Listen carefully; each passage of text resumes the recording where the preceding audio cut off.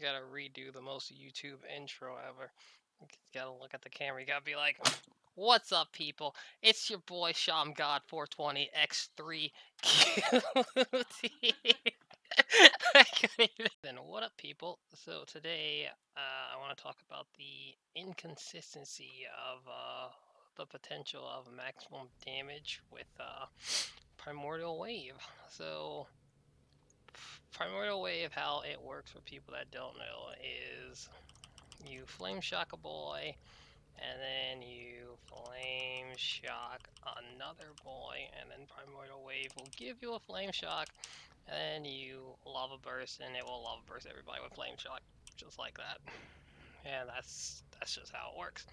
Well, the thing is that the potential to do maximum damage with this is next to impossible or very inconsistent. So, for example, with the Kyrian Vesper totem, all you have to do is just yeet the totem in the middle of this, do 3 globals, does its damage.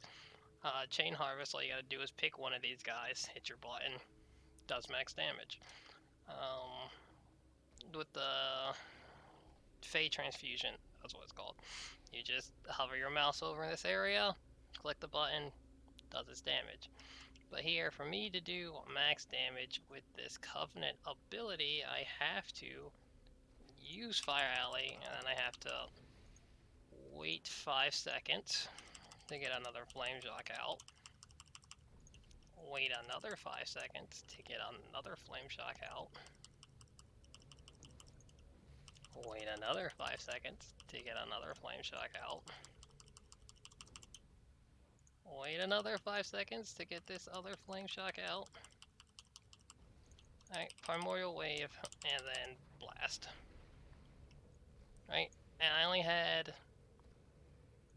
3 seconds left of my Fire Alley, and I would have to start refreshing Flame Shocks after that point, which eventually I won't even be able to keep up with that.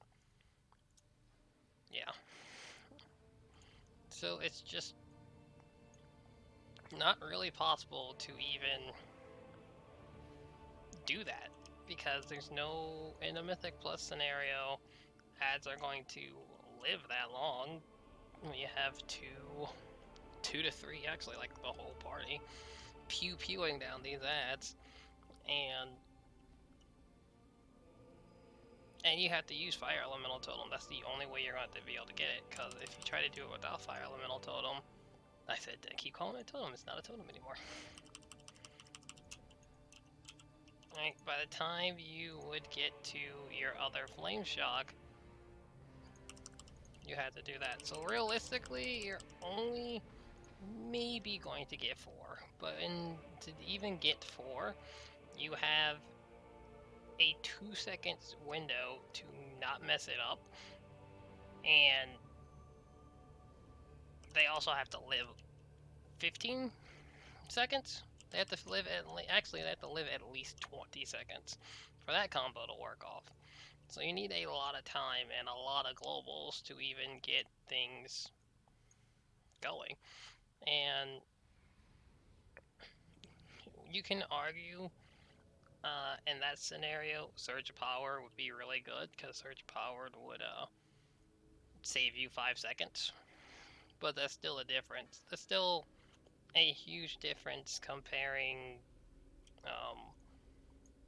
Primordial Bolt damage potential to every other one. Like, and only in speaking on consistency, because damage-wise, the damage between all of them are pretty even. I'm gonna put right here somewhere on the screen here. There's going to be just my test of all of the Covenant abilities in terms of their damage for single target and AoE, like max potential for crits, no crits, and all that fun stuff. You can see on the chart that most of them pretty balanced when it comes to damage. It's just Primordial Wave is just so inconsistent that I don't see why if in a Mythic Plus they're going to ask you what kind of LA Shaman are you, and you say a Necrolord, they're not going to invite you. When you can take a Chain Harvest person, and it's going to be consistent, on the point, 5 targets every time. Or a Wild Hunt one, 5 targets. Yeah, I think that one's 4.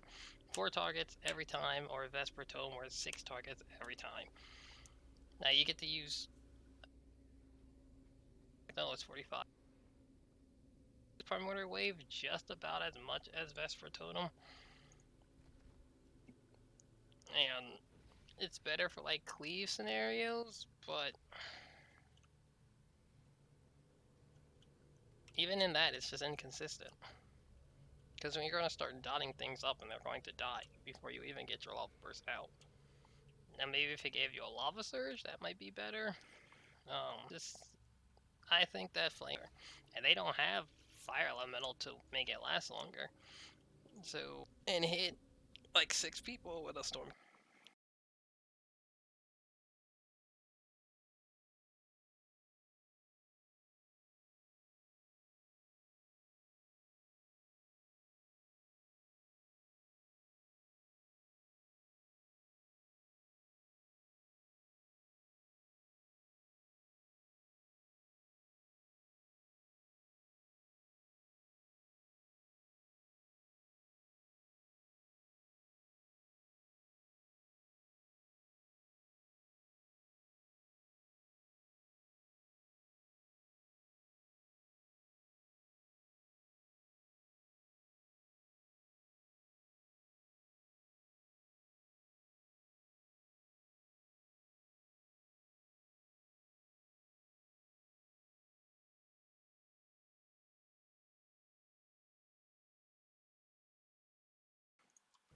Yeah, that's kind of the general thing I just want to talk about. Very short compared to my other 48-minute video.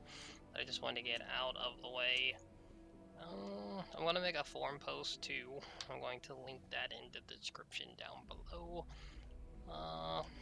To give your opinion and thoughts on that forum post. Share it to people, get it to Blizzard. Maybe we can get something to change if anybody agrees with me. Make sure you put the comments down below if anybody also agrees with me or thinks I'm fucking stupid. But, you know, Primordial Bolt is, in my opinion, just the coolest one. I mean, probably because I'm like a pro Necrolord person. I just love the whole aesthetic of them. And it just needs some love for like all of the specs, because it's just nobody. You want to pick things that are consistent, you know. And one of the reasons Chain Harvest is really good, because Chain Harvest is affected by Echoing Shock, which makes that even better than everything else. But Echoing Shock doesn't need. I mean, they don't have to remove Chain Harvest off Echoing Shock. It just makes it more consistent. So, at least in terms of Shamans versus other classes, because I haven't really delved into my Death Knight or my Rogue or anything. Shaman Covenants are pretty decently balanced for all situations. It's just that consistency that we just need to fix.